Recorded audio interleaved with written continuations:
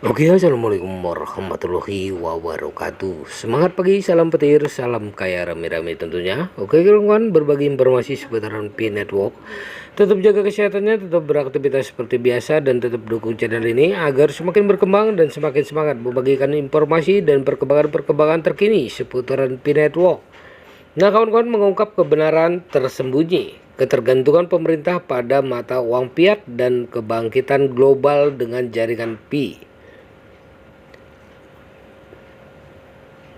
Jika Anda mengetahui bahwa pemerintah di masa lalu sangat bergantung secara finansial pada entitas yang mencetak dan mengendalikan mata uang fiat karena utang publik yang sangat besar, maka Anda akan memahami peran penting mata uang ini dalam perekonomian global. Namun, banyak negara yang kesulitan membayar utangnya, sehingga menyebabkan ketergantungan pada mata uang fiat dan kekuatan di baliknya. Latar belakang sejarah mata uang fiat. Mata uang fiat muncul pada awal abad ke-11 di Tiongkok dan kemudian diadopsi di seluruh dunia. Tidak seperti mata uang tradisional yang didukung oleh komoditas fisik seperti emas atau perak. Mata uang fiat bergantung pada kepercayaan dan otoritas pemerintah dan yang menerbitkannya. Seiring waktu, negara-negara mulai menggunakan mata uang fiat untuk mendanai perang, pembangunan infrastruktur, dan berbagai proyek. Asal dan evolusi mata uang fiat. Penggunaan mata uang fiat sudah ada sejak dinasti Song di Tiongkok. Awalnya diperkenalkan untuk meringankan beban membawa koin logam dalam jumlah besar untuk transaksi sehari-hari. Koin ini mendapatkan popularitas di Asia Timur pada abad berikutnya, terutama ketika negara-negara Eropa mencari cara untuk membiayai ekspansi kolonial dan perang yang mahal tanpa selalu bergantung pada cadangan emas mereka. Pada abad ke-20, khususnya setelah Perang Dunia Kedua, penggunaan mata uang fiat semakin meluas. Sistem Bretton Woods yang didirikan pada tahun 1944 mengatur mata uang internasional dan menetapkan dolar Amerika Serikat sebagai mata uang cadangan dunia yang terikat dengan emas. Namun pada tahun 1971 Presiden Richard Nixon mengakhiri konvertibilitas dolar menjadi emas, menandai dimulainya era baru, era mata uang fiat sepenuhnya. Contoh ketergantungan pemerintah pada mata uang fiat, banyak negara, khususnya di negara-negara berkembang, seiring menghadapi masalah utang publik yang sangat besar. Misalnya, Yunani mengalami krisis utang yang parah pada awal tahun 2010-an, yang memaksa negara tersebut menerima dana talangan dari Uni Eropa dan Dana Moneter Internasional atau IMF. Ketergantungan ini mengakibatkan Yunani kehilangan sebagian kedaulatan keuangannya karena harus mematuhi kebijakan ketat yang ditentukan oleh pemberi pinjamannya. Nah, studi kasus krisis utang Yunani. Krisis utang Yunani merupakan contoh nyata bagaimana ketergantungan pada mata uang fiat dan utang publik dapat menyebabkan krisis nasional. Pada tahun 2009, pemerintah Yunani mengumumkan bahwa utang publiknya jauh lebih tinggi dari perkiraan sebelumnya. Pengumuman ini mengguncang pasar keuangan global dan menyebabkan meningkatnya biaya pinjaman bagi Yunani.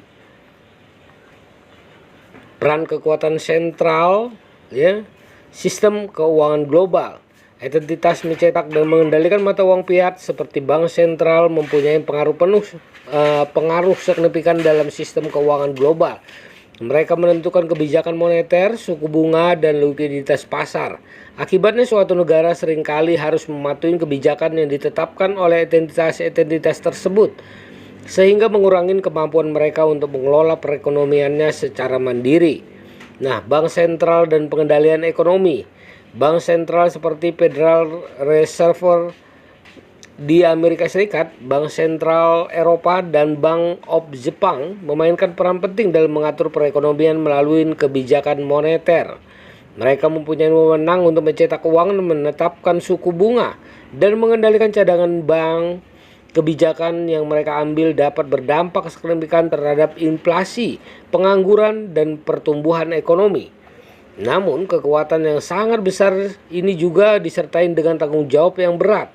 Keputusan yang diambil oleh bank sentral dan mempengaruhi stabilitas keuangan global, misalnya keputusan Federasi Reserve untuk menaikkan atau menurunkan suku bunga dapat menyebabkan pergerakan signifikan di pasar saham dan obligasi sehingga mempengaruhi perekonomian di seluruh dunia.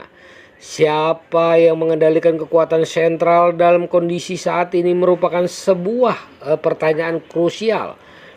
Kekuasaan terpusat mempunyai pengaruh besar dalam urusan ekonomi dan politik sehingga menentukan arah keuangan global. Selain itu, memahami individu dan entitas yang memimpin proyek-proyek paling signifikan abad ini seperti P-Network akan menyoroti tren-tren yang muncul dalam ekonomi digital, kebangkitan global, dan jaringan P. P-Network muncul sebagai kekuatan disruptif dalam dunia mata uang digital.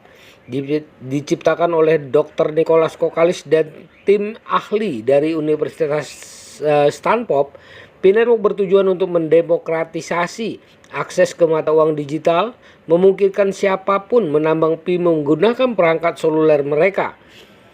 Jaringan Pi sebagai mata uang global.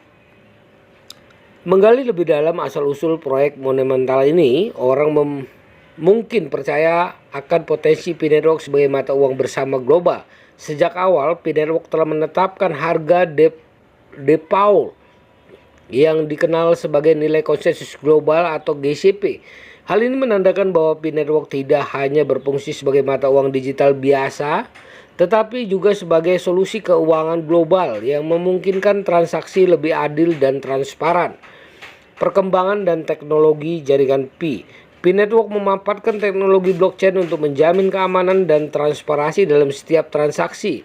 Blockchain berfungsi sebagai buku besar digital terdesentralisasi yang mencatat semua transaksi di seluruh jaringan. Setiap blok di blockchain P-Network berisi serangkaian transaksi, dengan setiap blok baru ditautkan ke blok sebelumnya, menciptakan rantai yang tidak bisa dapat diubah.